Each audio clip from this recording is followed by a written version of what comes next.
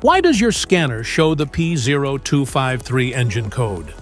What does it mean?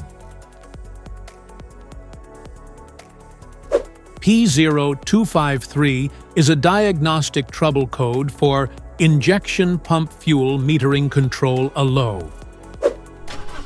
It means that the PCM has detected an inconsistency between the electronic fuel control actuator signal voltage sent out and the voltage returned by the fuel metering sensor control.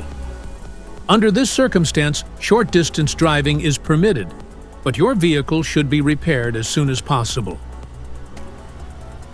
So, what causes this imbalance? Here are the most common culprits. This error could be caused by these possible faults in your car: fuel contamination, wiring issues, open circuits, defective fuel components. Each DTC code corresponds to a specific issue in your vehicle.